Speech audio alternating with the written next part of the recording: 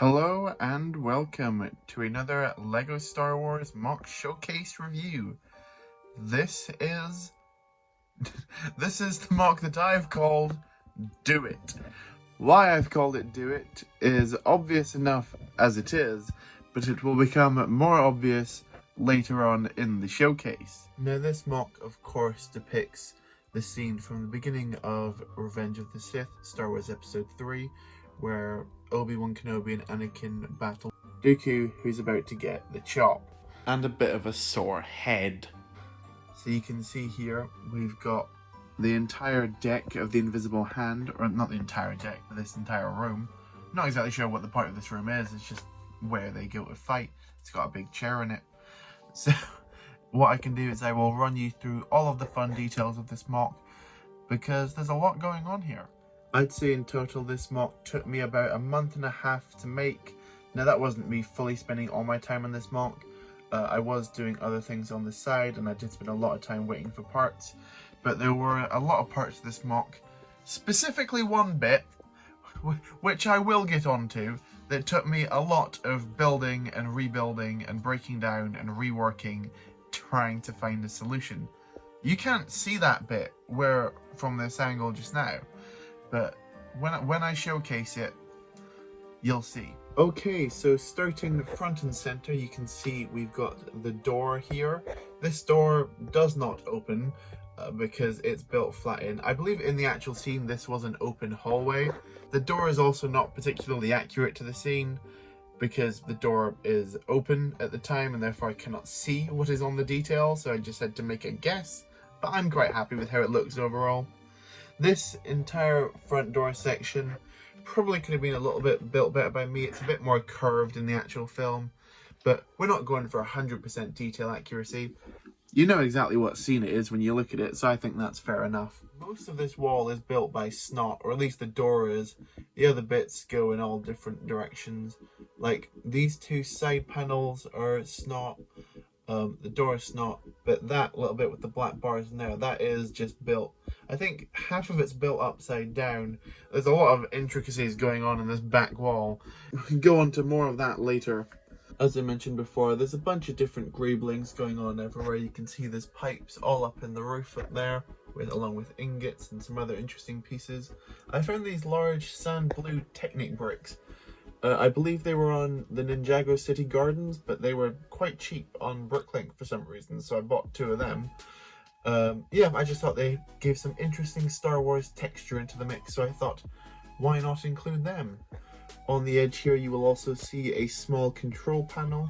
That was in the scene as well, so I popped that in. You can see we've got railings going all around the outside here, even though the one in the middle wasn't quite long enough to connect perfectly, but I did the best I could, so those go all the way around. Whilst this one on the left is nice and finished, the one at the right kind of breaks off slightly. That's because, of course, Dooku has attacked it and led it to fall down and crush poor little Obi-Wan under there. He is clearly having a terrible time. So if you were wondering where Obi-Wan was, he is stuck in that little corner. These side bits on each corner are meant to be doors. That's what they were initially built to look like. They don't look much like doors, but they look like cool details either way, so I'm still happy I did it. Moving up to the center here, if I lift my camera slightly, you can see I've got what I'd call some kind of circle balcony technique using a bunch of different wedge plates. This mainly consists of the 2x3 wedge plate. Really happy with how that turned out. And there's also a couple of super battle droids strewn around here because that's who they were fighting before, and they didn't have quite enough time for a cleanup crew. Going down the stairs, which are built simply enough with just some angled modified tiles and some more ingots, you can see we get to the base section. This bit is more accurate with the curve that I wanted, and I got some interesting pieces in here, including these nice geared tooth pieces to create some interesting wall details along with some arches, and that does continue to the side here. You can see I've used sand blue as quite a strong accent colour in this mock. Now, whilst that might not be hugely prevalent in the scene itself, it was used in this scene's interpretation in the Skywalker Saga LEGO game, which I played through quite a lot, or I just wandered around with. just to like get a couple of bits of inspiration or just look at bits a little bit more carefully. I didn't steal any technique directly except for two, and that's the floor. You can see these arches going around, both around the actual stairs and the one around the chair. They were just taken out of the game and I nicked them as nice little wedge circles, but I think they look super cool and I'm really happy I did them. So to whoever designed that in the Skywalker saga, good job, you nailed it. Thanks for letting me steal your technique, appreciate it. The rest of the floor is just tiles all everywhere. They are symmetrical on both sides, so it does look nice and neat. And I think I just got the correct ratio between tiles and studs. I think it looks to make it look like nice flooring. So I'm really happy with that. In the center of this room is this kind of like table and chairs. It's like a big control desk. I'm not sure what it's there to do because it looks like an awkward dinner table in the middle of this giant ship hangar. But it was in the film, so I built it. Really happy with how these chairs came out and this table. Thank goodness for those Technic pieces, which did a lot of the heavy lifting for me in terms of the shaping, but I still really like it anyway. Speaking of things I just built because they were in the mock, well I guess that goes for everything, but in particular these two little podiums which are on each side.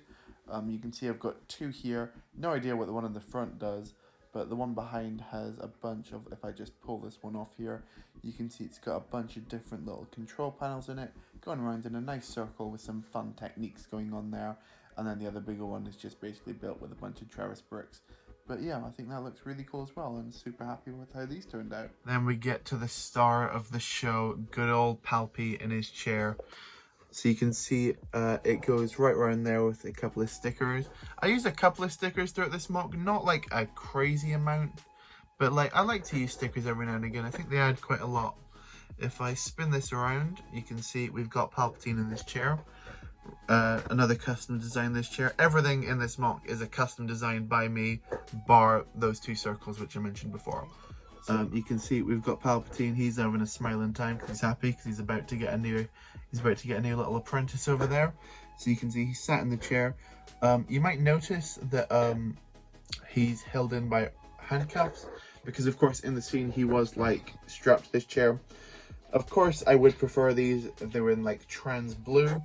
Obviously they don't make handcuffs in trans blue, but I needed a piece that would go wrap around his wrists, and that was the only piece I could find that could do that. But you're wondering, of course the handcuff piece has two handcuffs on it, so how does that fit into the chair? Well, I actually had to be quite a naughty boy and cut off half of the handcuffs. So you can see in there, I've just kind of ripped off a side of each of, like these are two individual handcuff pieces, and I've just taken the bar and slot them into this piece here with the hole on the side. So that's probably a very illegal technique, probably the most illegal technique I've ever used in a mock, just breaking the piece so it could suit my needs. But yeah, I even did a little bit of back detailing on the chair because that would be quite prominent in the mock, so thought I might as well do a little something to that. And then of course I can't build this mock without recreating this iconic scene where Anakin gains the upper hand over Dooku and wins the duel hands down. And you can see the entire mock is situated on a black base, black border, just like the Star Wars diorama sets. If I look up there, shout out NTSS Whips, the Yoda's Hut set, it's similar in a way to that. That's kind of the way I designed this, but I centered the Lego Star Wars sign because obviously I didn't make a custom quote tile. But I did want a quote in here somewhere, and I thought back to the scene and thought, how could I integrate the most famous quote from this scene? So I thought, if I just pop this off to the side for you just there a second, thought, if only there was a way that I could maybe just twist this, and then all of a sudden, almost out of the blue, at the top of this mock, a quote itself would arise. It takes quite a while to get it moving, but once it's there, and I move this back on top, you can see the quote in its full glory. Do it. Now, this is what I mentioned earlier about what took me so long to build. was working in the function that to move that, it sets off, like, there's not a lot of space in this MOC. It sets off an entire gear system running underneath the MOC into that base, which then sets another gear system moving into this center, which sets off a third gear system to move it up and down. If I said I'd mentioned the backside of the MOC before, if I give this a little spinneroonie around here, you can see there's Obi-Wan, and there is that control desk little design I mentioned earlier. Oh yeah, it gets wild. It gets wild on its backside. Yeah, there's a couple of crazy colors going on here. So you can see this is how I built all of the upside down integrated parts here with those like black bars. That's all the parts that went into that. This is how I sorted out those side corners.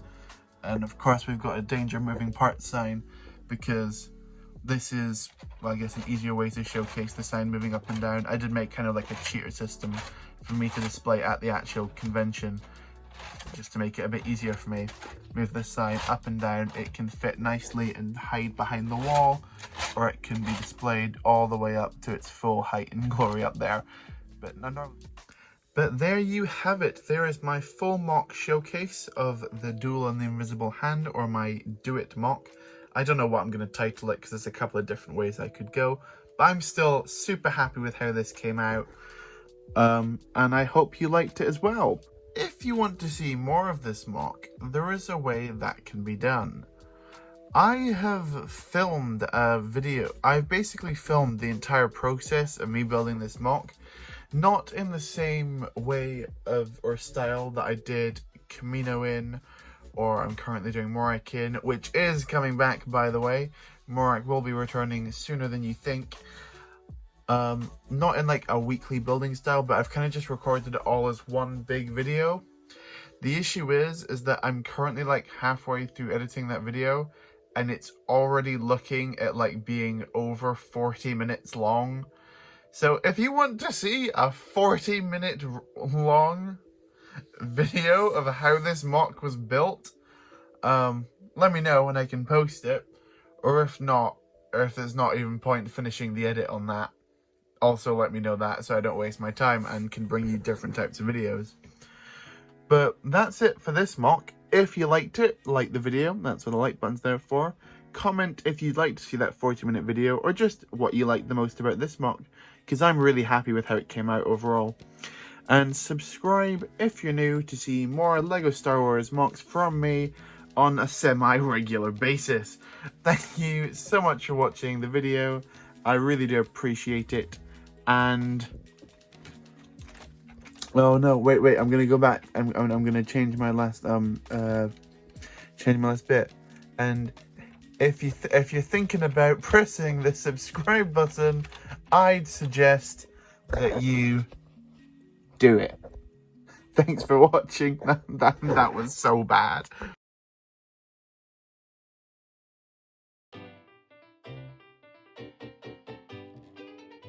Dooku doesn't seem to be in very safe hands. Looks like Anakin's gonna get his hands dirty. Anakin, who's just getting a bit of a guiding hand from Palpatine. Whereas Anakin thinks Dooku should be handed in to the Council. Dooku seems to be taking a hands-off approach in this duel. But Palpatine ends up forcing Anakin's hand, leaving poor Anakin with blood on his hands. Sorry, I think I'm getting a bit too heavy-handed with these puns, if you will. Quick show of hands in the audience if you want me to just stop the video now. Yeah, that's what I thought. Alright, see ya.